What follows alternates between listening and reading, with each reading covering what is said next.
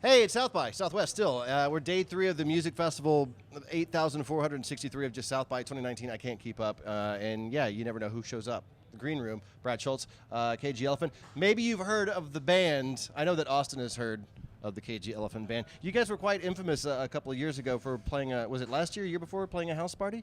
2 years ago. 2 years ago. We showed up and we had a day off. And I literally called a friend and I said, hey, you want to have a house show? And she said, yeah.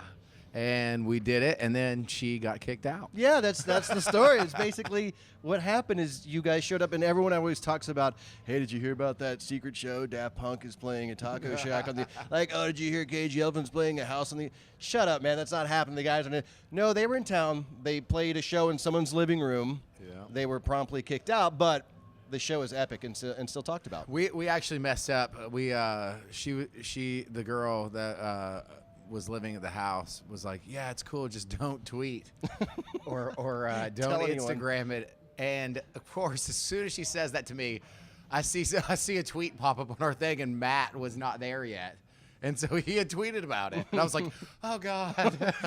And it makes for quite a successful show. I swear to you, within probably 15 minutes, there was like a herd of kids walking down her street in a residential neighborhood. It's the things that people dream about to see at South by Southwest. Things like that, for example. But this isn't your first South by. You guys, we were just talking earlier that you guys performed Chuck and Monkey years ago. You've been through in and out of Austin quite a many times. And I remember the first time I met you guys, you played Antones, and we did an interview upstairs in that little bitty room where you had to duck and kind of crawl into. We did the interview for the first time. That was the first time I saw you guys perform.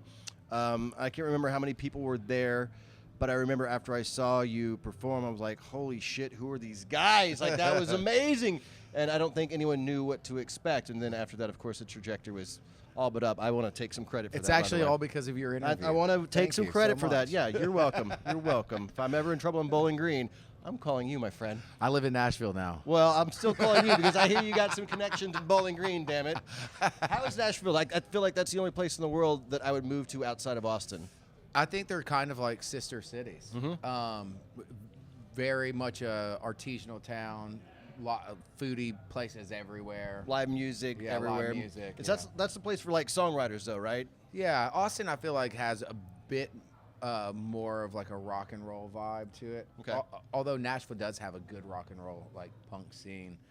But, it does have the stigma of being a country music city as well. I've been to Nashville once, and it was over a decade ago, and everyone says, well, it's different Nashville now. You got to go back. You got to check it out. It's amazing. They're, like I've lived in East Nashville for probably 10 years and kind of was lucky enough to kind of see that whole scene start and then rise and then kind of level off. And is that where so outside of being an internationally famous rock band that tours the world and does incredible things, you also produce music, and that's kind of why you're in town for South by. Yeah. But are you working out of Nashville? Yeah, I work at a studio primarily called Battle Tapes with an awesome engineer named Jeremy Ferguson. Okay. And I produced Dan Luke and the Raid, which is my little baby brother, a little ripe age of 22. And he's here in town, running around? Yeah, he's in town. All right. Hopefully not making some of the mistakes that I made.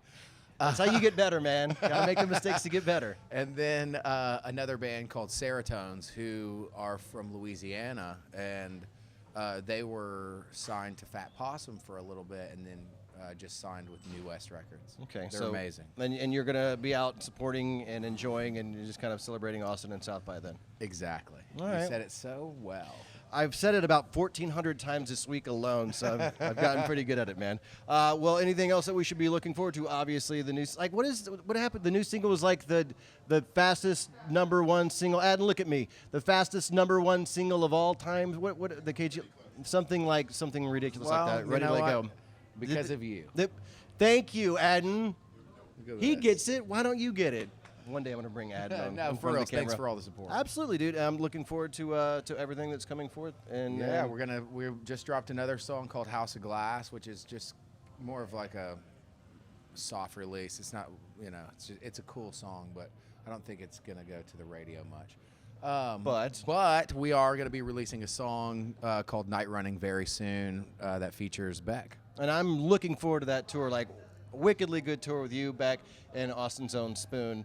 I've known Britt forever and ever, and he's a great guy. Usually a staple for our broadcast and stuff. Oh but my yeah, God. I'm looking forward to the entire show. So Spoon is such an amazing band. They're one of the very few bands that consistently put out great records every time they put out a record, and I just can't say enough about that band. Well, it's going to be a solid tour. We're looking forward to it. 360 Amphitheater when you guys do come through, and thanks for saying hi to everybody. Sweet. And let's kisses and well wishes. Let's go have some drinks, some beverages, some adult beverages. Woohoo! Thanks, guys.